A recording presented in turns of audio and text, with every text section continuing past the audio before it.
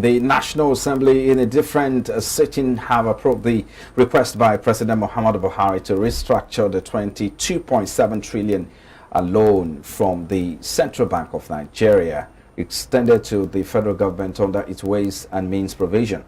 The Ways and Means provision allowed the government to borrow from the APS Bank if it needs short-term or emergency finance to fund delayed government expected cash receipt or fiscal deficit. The federal government had said it will repay the loan, which as at December 2022 stood at 22.7 trillion naira, with securities such as treasury bills and bonds issuance. Now, President Buhari had in December asked both chambers of the National Assembly to approve his approval, or the proposal rather, but the lawmakers, whom had promised to consider the request before proceeding for the election break, failed to list it for consideration during plenary in January. Speaking on the issue, the Director General of the DMO, Patience Ode, has explained that the securitization of the Ways and Means advances will enable the agency to include the debt and the public debt stock, thereby improving debt transparency. So, let me start with you, Kasimu. I need you to highlight the benefits and implications of the securitization of the Ways and Means loan. So, what are the prospects and to the economy? And of course, how about the debt sustainability capacity of the nation? How sustainable is this? Well, I think what they did is they did the right thing, in the sense that now we know the true picture of our outstanding. Before we were talking of 43 to 47 trillion debt. Now with this additional of almost about 23, you are talking about 67, 68 trillion. Therefore, let's know exactly what is our total outstanding debt before the incoming government, so that people will not start pushing things to the side. Not only that, one is good to sanitize the CBN. CBN has break so many rules. They are not supposed to allow means and way to go beyond 5% of the GDP, which they did. So therefore, we should take measures to make sure any CBN governor decided to do it next time, he will not be kept through, so that the right punishment will be attached to whoever refused to comply with the law.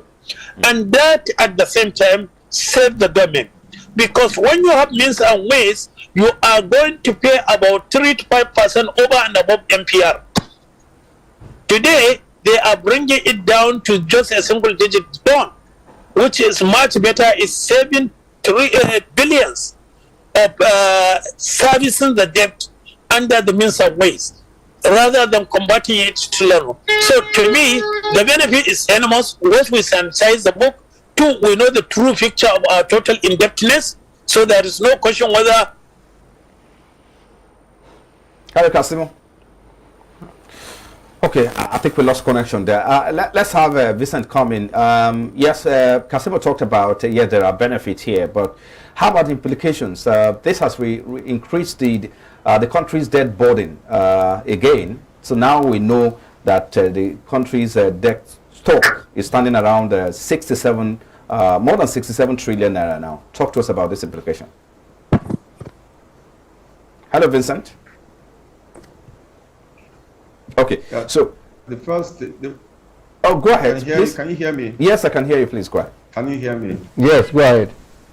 Yeah, the first thing I'll mention the fact that this has further increased our already huge debt burden. Right. The government's debt burden is quite high. We are around the 40-something trillion. Now we are talking about additional 20-something trillion, moving into about 17 trillion, and that gives a little space for the incoming government to borrow for development. That's the first thing. The second thing is the fact that what as these ways and means, this conversion has exposed, it has exposed the fact that there was a breaking of the law, because there was a law guiding the ways and means which was not followed. And the fact that now it's good that they have converted it to debt and make it more transparent, but that doesn't exclude the fact that it also gives opportunity for the future government to also go that route, because nothing was done about what was done before it was converted. The National Assembly raised their eyebrow, they made a lot of noise about it initially when it was brought to them. But at the end of the day, we just saw them anything about it. So it means that this kind of experience will also happen, and which is not good for the country. So the only part we can say is the fact that we have got more transparency in terms of conversion. We know that those ways and means was there. And the part that is going to have an impact on the government in terms of further borrowing for development because of the huge debt burden, and which is very unsustainable. Okay, Analyst, let me come to you. So your take. For me, the issue of MIS, and we discussed it earlier before now, I'll tell you that all the 3 tiers of government benefited from MIS and ways. Ways and means. It just means that if they have benefited, I think what my colleague are saying that it's very simple. Even the National Assembly also have benefited from this, for that approving it to become a thing that is transparent and for us to have. But on the other hand, is that we emphasize on debt in this part of the world. We know that there are some economy that, yes, without debt they will move far. We can't say debt is bad, but we can't push it aside.